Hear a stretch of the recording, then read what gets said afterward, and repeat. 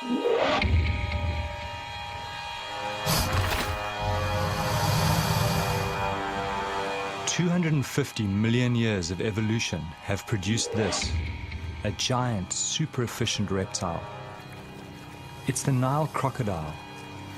Until recently, diving with these dangerous creatures was considered impossible. But as with any predator, it's how you engage them that's the key. And I'm about to put my belief to the test.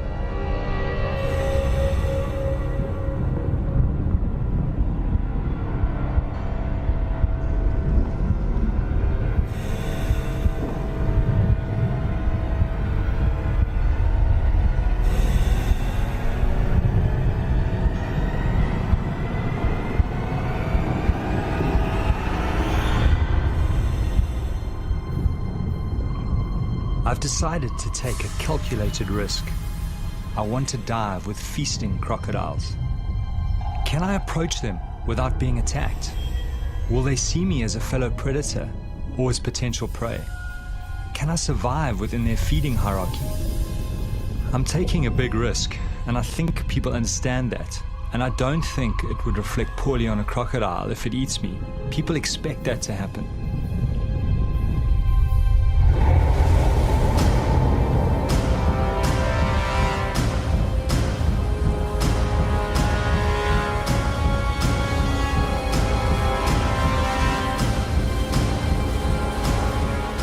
My name is Roger Horrocks. For the last 5 years, I've traveled Botswana's Nile Delta, finding out more about these prehistoric predators. I've joined them underwater and discovered they are not just simplistic, ruthless killers. They are capable of an unsuspected tolerance. Now I want to test their ultimate acceptance by diving while they are feeding.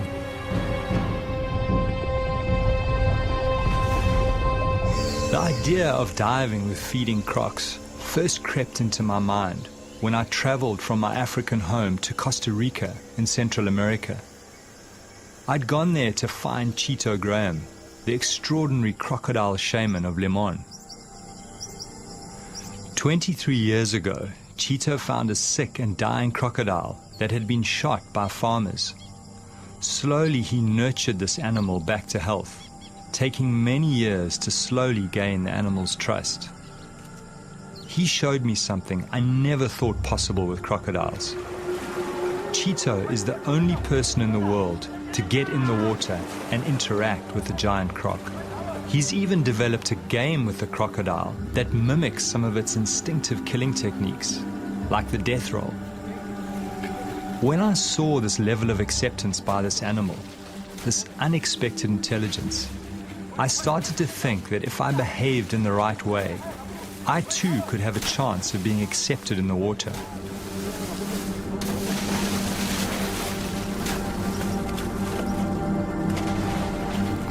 As I watched this man and this predator together, it forced me to rethink crocodile nature, and the seed was sown to set out on my quest. To attempt to dive, many think will be suicide.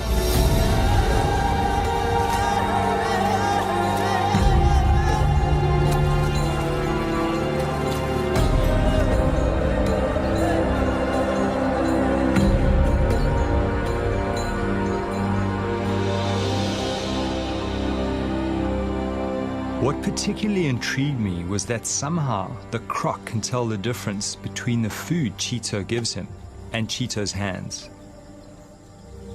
To come out of this alive, I will need to prepare my mind very carefully.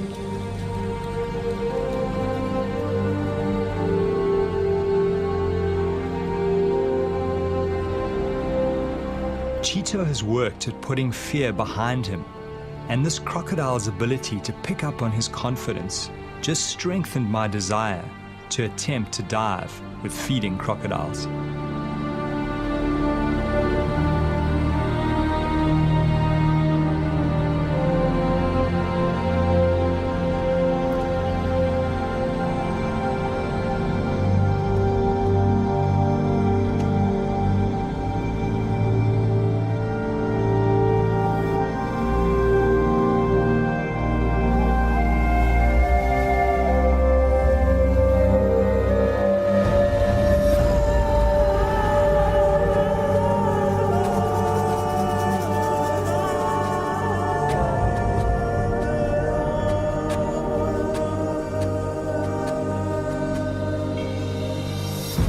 Every winter I return to my old diving ground, the Nile Delta in southern Africa.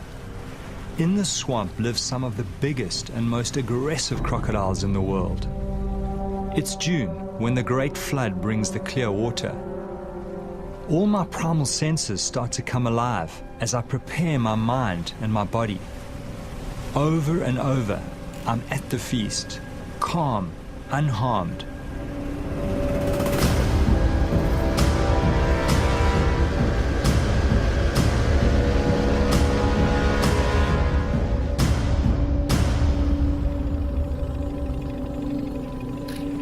Even though I've worked with these animals for 5 years, I'm still very wary. Some of these beasts have eaten many people and are a huge threat to livestock. My theory is that reptiles, when feeding en masse, drop their territorial aggression to avoid injuring each other. This huge male is very aggressive and not an ideal diving partner. But I'm hoping that this behavior may shift when he is with multiple animals and can smell food.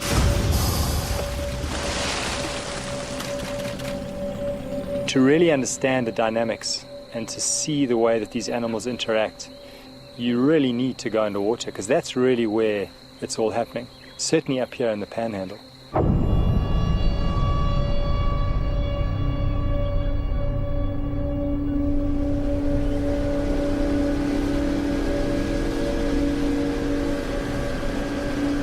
Greg Thompson is the top guide in this area.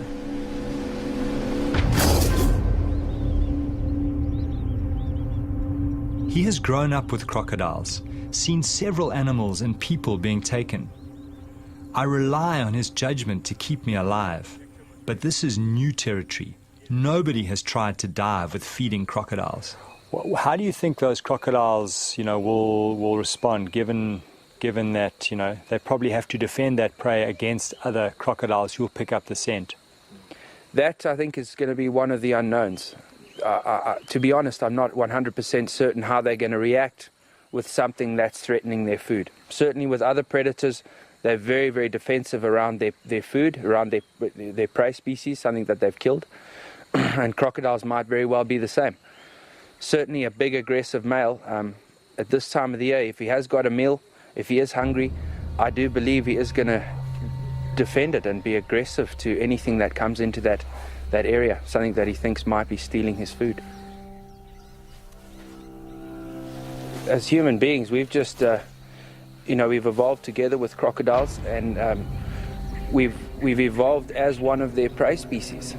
Human beings tend to settle near water. They need water for drinking, for washing, for all their sort of daily activities. So you're always going to have people close to their environment. He sees people as something that he can eat.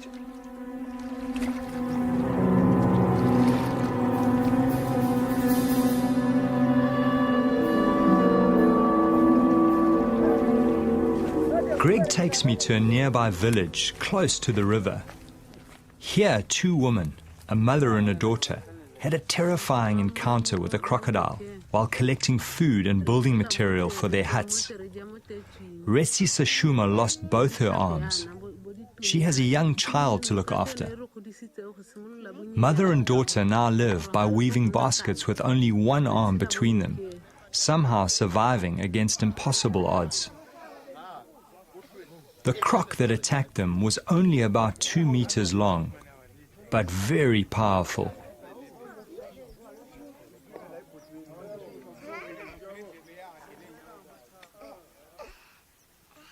The woman's scars are a constant reminder to the rest of the village of the crocodile threat.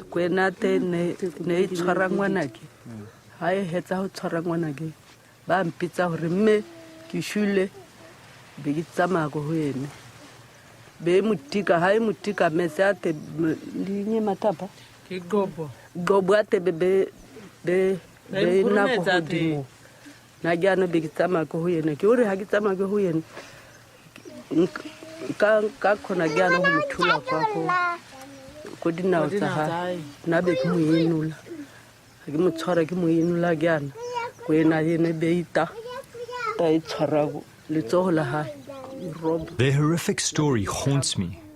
Despite their loss, they have no wish to kill the crocodile. Somehow they accept this tragedy as part of living here. I wonder if only certain crocodiles attack people. I know that some crocodiles are more aggressive than others. Their personalities differ quite considerably. But there was only one way to find out. I go in search of the crocodile that attacked the woman.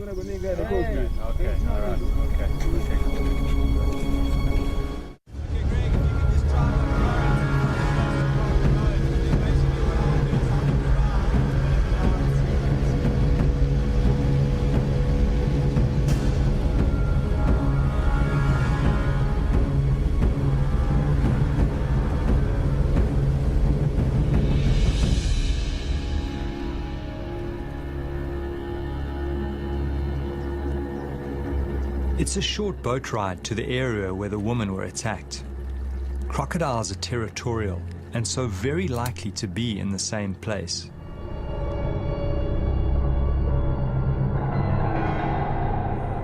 As I kit up, I have this strange feeling going in the water with this crocodile.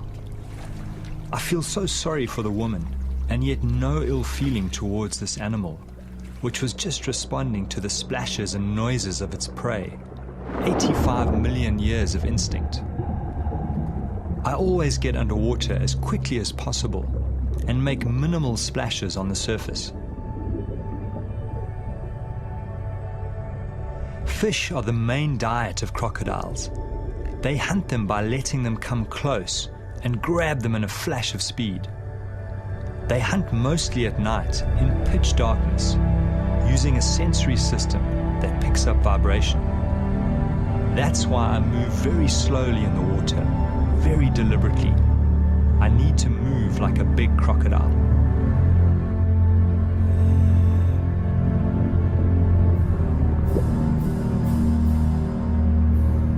The fish become skittish. I sense a big predator close by. Knowing this is potentially a man-eater puts me on high alert. It disappears quickly under the papyrus into the maze of underwater tunnels.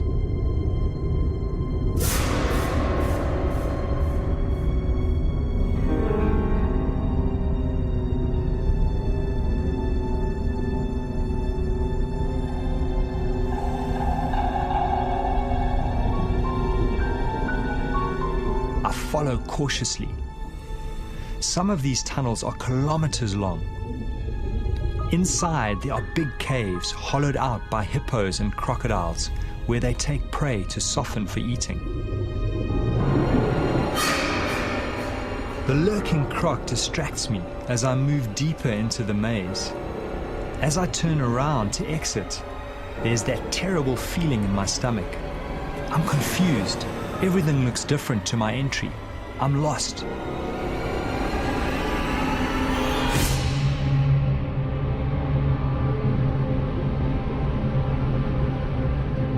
It doesn't help my anxiety to find the remains of one of the crocodile's last meals.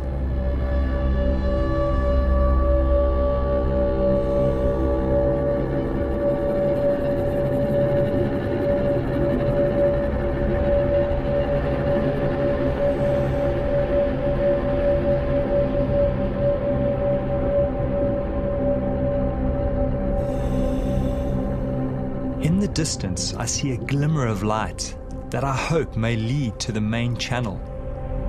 I follow my instinct.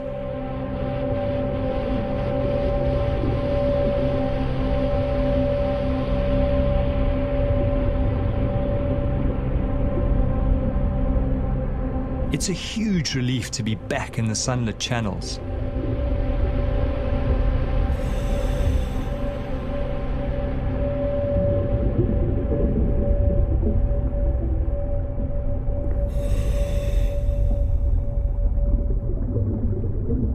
I make my way slowly back to the boat. Suddenly, I glimpse a familiar texture amongst the river cabbage.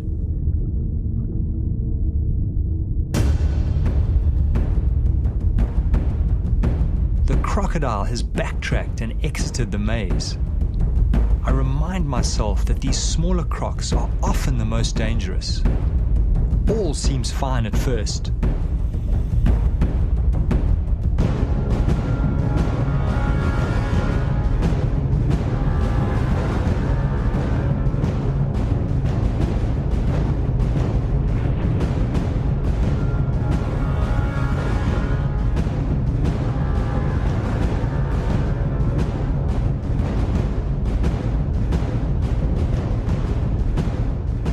Suddenly the croc turns on me, ready to attack. Then he goes straight for me.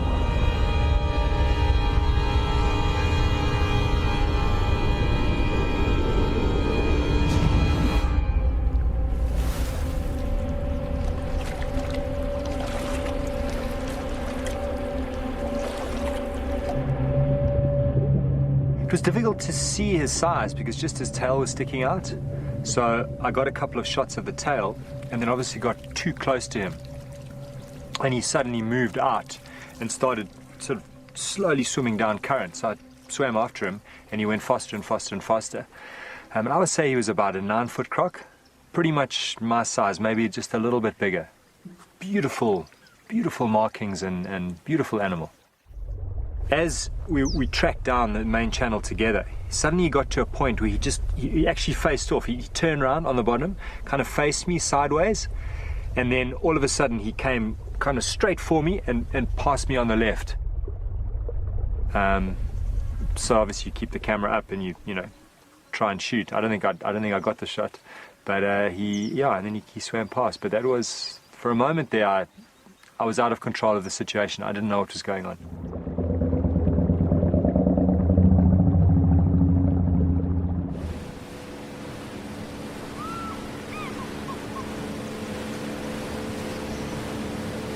Traveling back past the village, we get word that a cow has been taken by a big crocodile and has been seen dragging it downriver.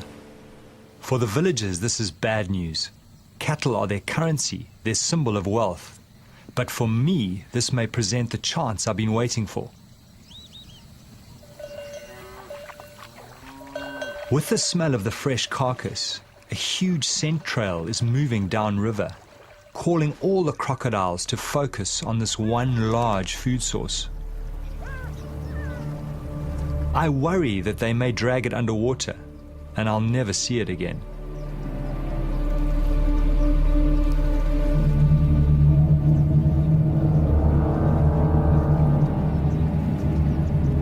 Seeing the animals around the carcass, I start to get a really uneasy feeling building inside me. Greg is cautioning me against getting in the water alone under these circumstances. He thinks these animals might see me as a threat to their food and attack.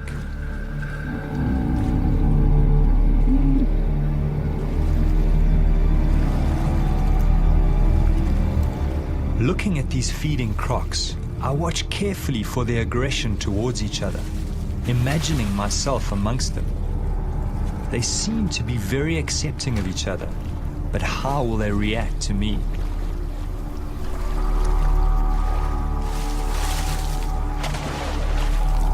Of course, now this is a whole new situation. Now you've got a lot of animals. They're all keyed into food. They are competing with each other. There's a definite hierarchy at the carcass. The bigger crocs are feeding first, and they are keeping other crocs away. So if a diver comes along and he's bobbing along the surface, if he appears to be part of that carcass, they're going to go for them. So the guys, it's a very nervous situation.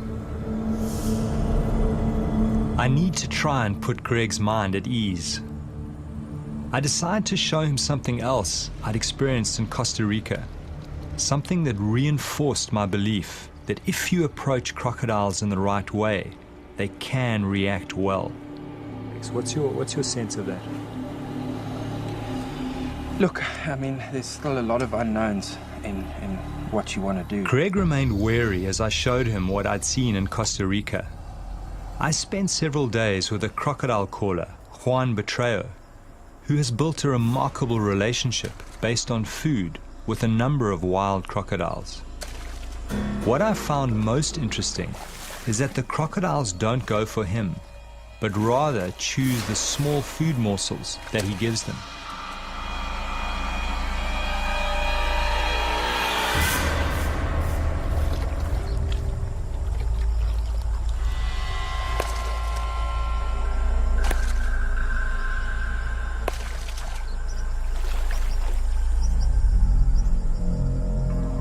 It's somewhat of a mystery why they don't take him, but this was what gave me hope for diving with the feeding crocodiles. I was counting on them accepting me as another predator at the kill and not attacking.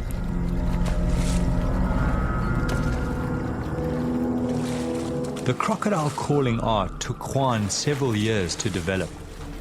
He slowly built the trust of the animals, drawing them closer and closer to his body. He was badly savaged during this process, but somehow managed to survive and continue.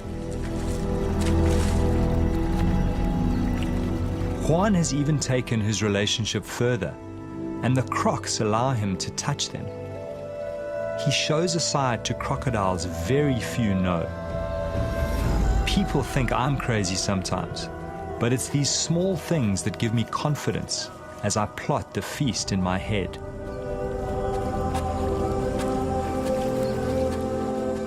Greg remains skeptical. He feels the situation is quite different, as he knows African crocodiles to be more aggressive than their American cousins. I'm hearing Greg's worries. I'm sensing I need someone in the water to watch my back. There is only one person who comes to mind, an old shark diving buddy. His name is Walter Bernardus, and he's always wanted to dive with crocodiles. Walter. Ah, fantastic. Let's get back to us. Walter, can you hear me? How are you doing? No, excellent. Listen, we've got a great situation here. These crocs have taken a cow and they've stashed it up one of the side channels, and I think it's going to be an excellent opportunity. I really need you to get up here quickly, and I think bring a medic as well, because I don't know how these crocs are going to behave with food in the water. Okay, great. Now, listen, Greg will pick you up in mine. Okay. All right, Walter. See you soon. Great, thanks, Greg. So he's coming. Walter has managed to develop extreme intimacy with giant tiger sharks. He worked out that by touching their sensory organs next to the shark's mouth, a catatonic-like state could be triggered. It was only his deep knowledge of sharks and his fearlessness up close that made this strange and intimate feat possible. I wondered how Walter would react to the crocodiles.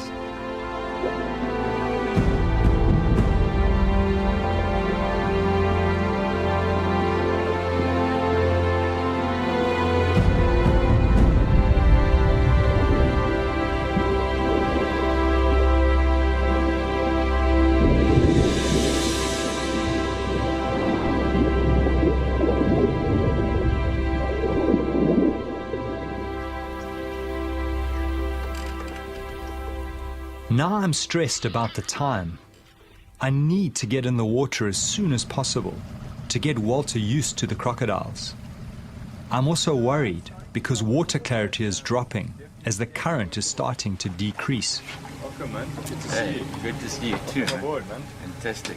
Walter has brought with him Ainsley McClarty, experienced paramedic, recently back from working in Afghanistan. Good to be here finally. Now there's no turning back. The fear starts mounting as we speak of what we face. The water pulls me, and at the same time, its depths haunt me.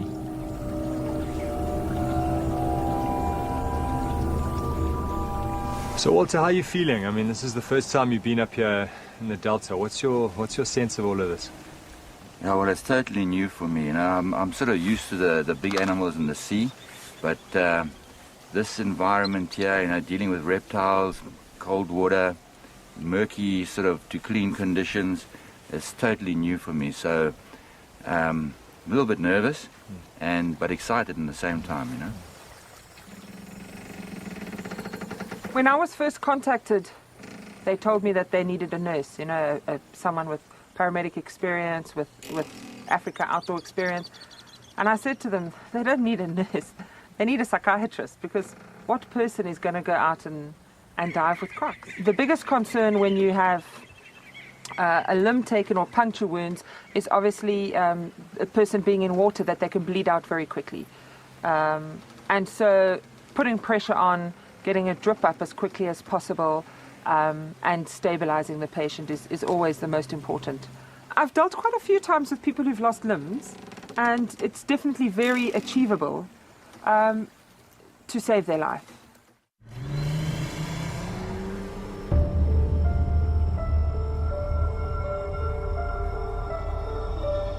We probably have a 24-hour window to realize our quest. Once the carcass is finished, the crocodiles will disperse. We have to find the carcass and try to dive late this afternoon or tonight, even though it increases the risk factor. This might be our only chance. This is what I love most. This is my world.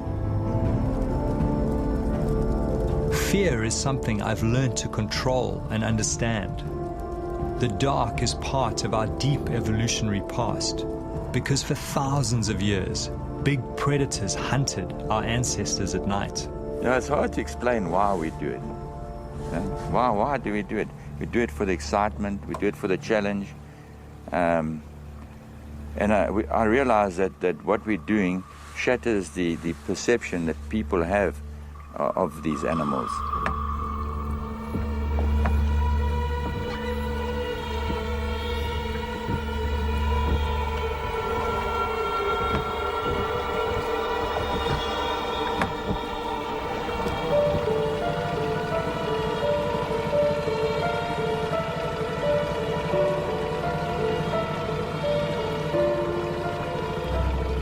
Greg motors to the area where he last saw the carcass and looks for signs.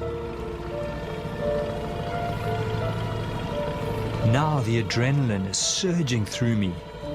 The swamp, the reeds, the tiny insects, every sound, all hyper-real. Greg, how many of them are there? Suddenly we spot a large number of glowing eyes and plenty of crocodiles near the surface. Greg is sure the carcass is nearby. The crocs seem not too fearful of the boat at night. The plan is for Greg to watch activity on the surface and flash us with his light if he feels too many crocodiles are moving in on us. Walter's a croc. Our job is to find the carcass and determine how much flesh is left. We slip in and move cautiously.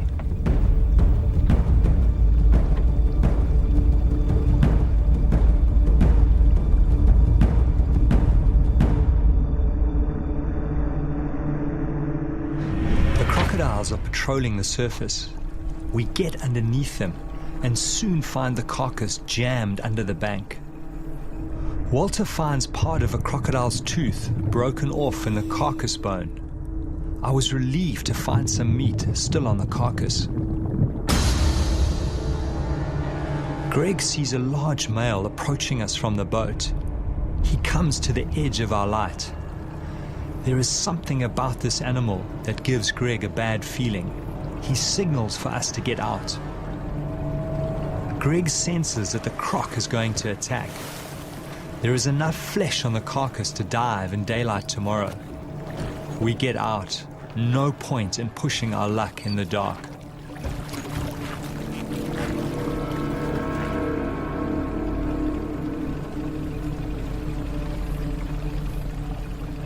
How's that tooth in that femur? Actually brought it up with me, eh? Let me have a look. Oh, that's incredible. Obviously broke off when they were biting into them, because their bite force is amazing.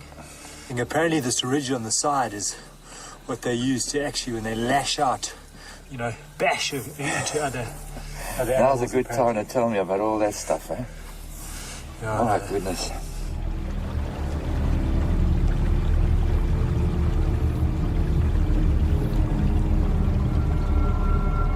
Early next morning, the whole team prepare themselves for what lies ahead.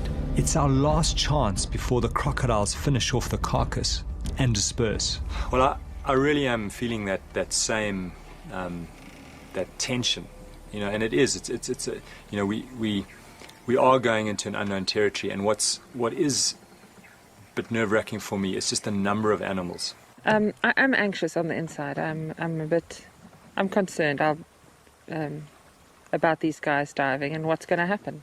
How many crocs are there going to be? How are they going to respond to being interrupted while they're eating? Are they going to be functioning in a pecking order and see the divers as a threat? I mean, who knows? So, yeah, this is crunch time, and I'll be far more comfortable when it's over.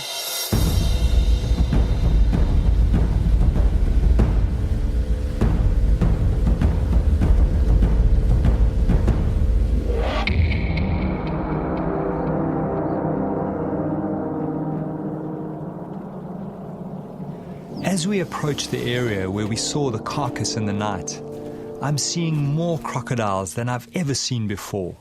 Trying to heat their bodies, they need heat for the energy to feast. This big male has the marks of recent fighting. Not a good sign for us divers. I was hoping that they would be more tolerant to each other with so many animals together.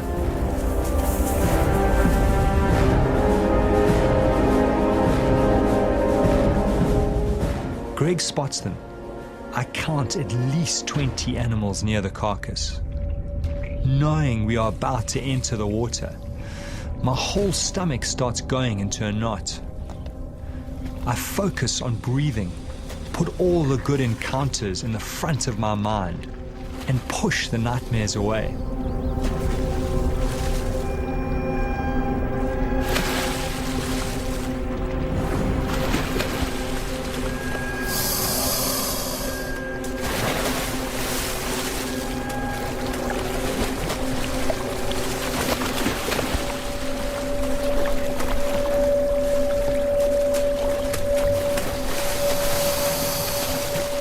It's incredibly lucky to find it. Often, once that animal bursts and the crocs start feeding on it, they'll take it under the papyrus and hide it. And there it's a perfect situation. It looks like they've pushed it into a little bay. It's in still water, it's sort of wedged up against a tree, and they've started to feed on it. I must say, Walter, I've got that same little butterfly feeling that I had when first time I got in. We're going to have a look, eh? Let's go have a look. And just be aware that the smell of that rotting meat is like a magnet to these animals. They'll be swimming upriver, all coming to investigate the source of that.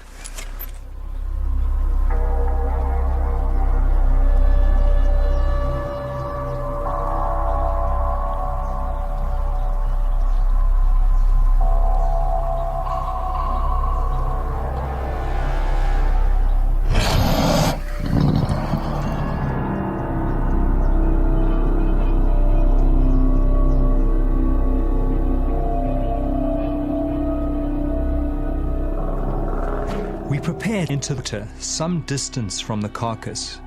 Crocodiles don't like boats in the day.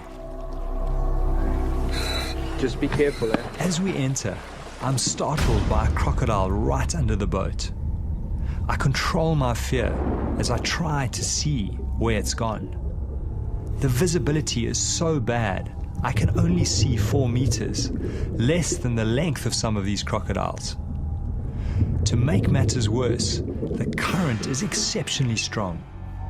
Should we abandon the dive? These conditions are frightening. I push my fear aside and move towards the carcass. Crocs seem to be everywhere, following the smell of the meat.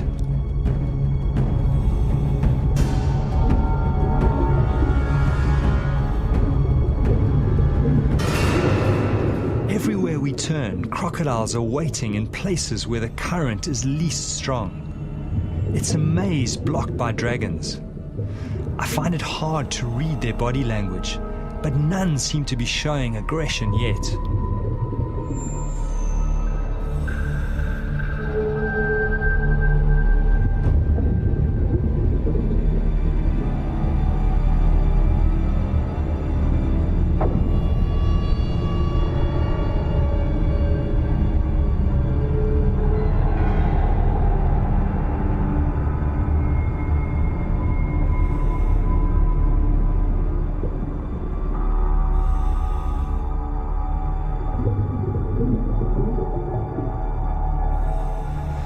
We will have to go around. There are just too many here.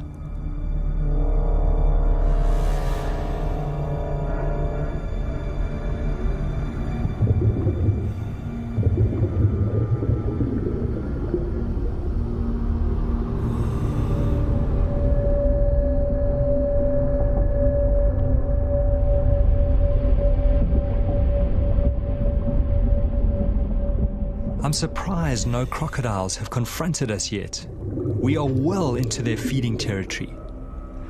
In the gloom, I make out a large pelvic bone ripped from the carcass. Amazingly, no animals challenge us as we approach it. Do they somehow know we pose no threat to their food? Or are they just waiting to attack?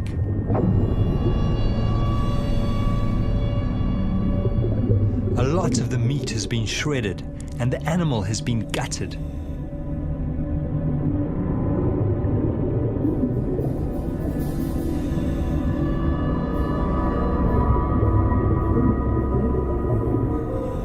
Walter watches my back as I inspect the carcass. There are huge puncture marks on a leg bone.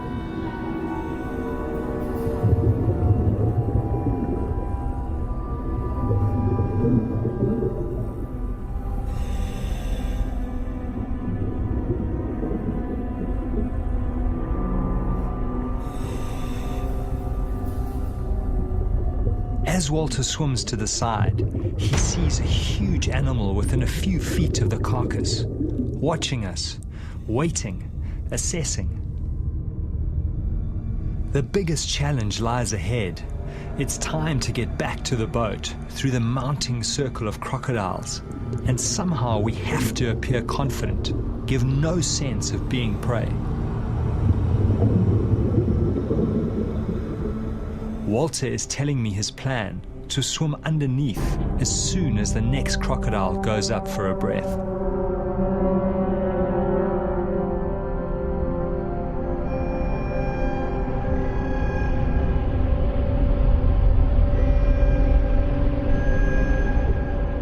As we take the gap, we bump right into another huge male. Fortunately, he too goes for air.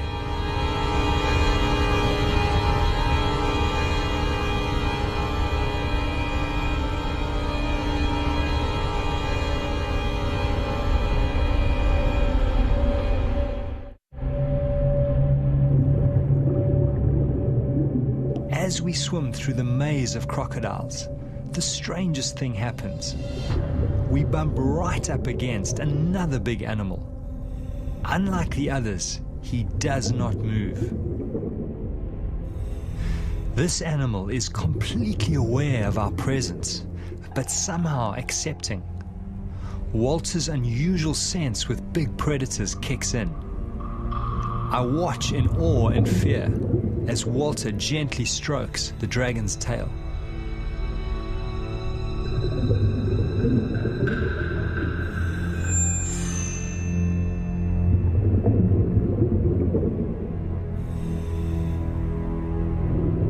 Then something happens that I could never have imagined.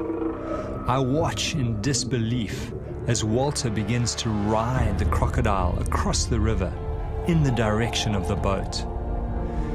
Even though the crocodile is slowed by Walter's heavy weight, it does not shake him off or attack. It feels like I'm watching some strange fairy tale as Walter rides the crocodile some 50 meters across the river. I have no explanation for why a predator allows such intimate behavior.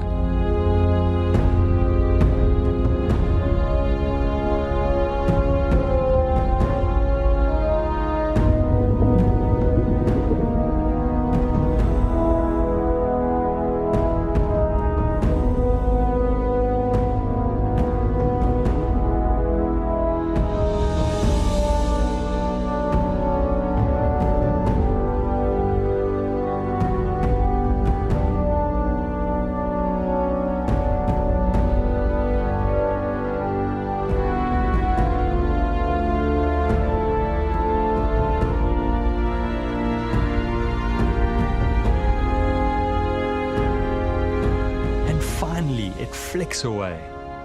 Yet again, these animals reveal another side, the mystery side that few people ever get to see.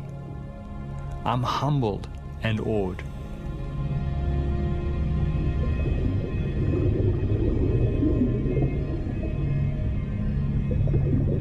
Yeah, you get a feeling with some animals, you know, they will let you interact with them, let you touch them, others won't. This particular one, obviously, I didn't know what it was going to do. When I first touched it, I didn't know if it was going to turn around and try and bite, or when I held on properly, if it was going to have an adverse reaction, but it didn't seem to mind at all. It just plodded on. It just put it into low range and it just went into that current. Yeah, strong. And it was fantastic, man. I think you got away lightly, to be honest. I mean, I've caught small crocs and other reptiles like snakes, pythons, where I've grabbed them by the tail and had them whip around and try and bite the disturbance behind them. So that's always what I've thought. If you do that, if you try and grab a croc by its tail, it could very well swing around and bite you. So I'd be very cautious if you, in future, I wouldn't try that too often.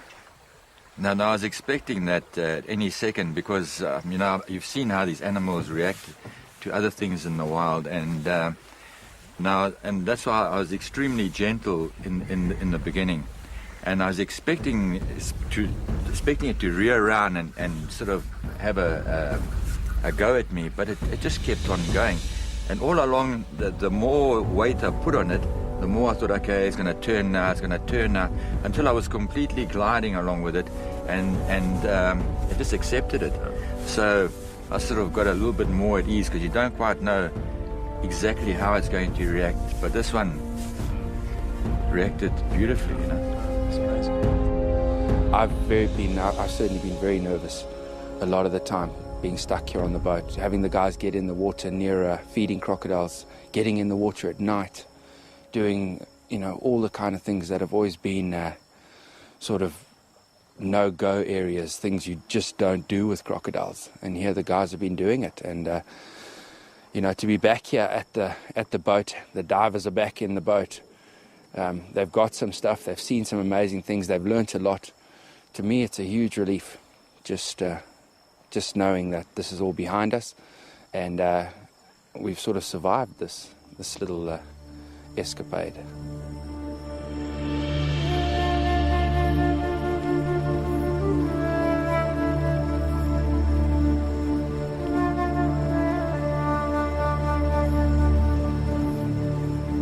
You got to accept it that coming out of the experience, you're not going to be the same as you went in.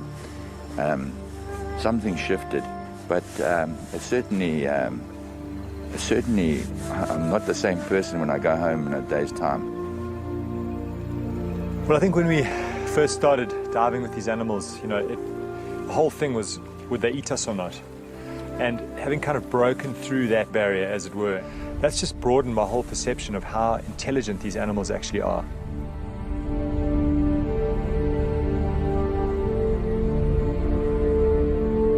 Through this journey, I've been haunted by two voices.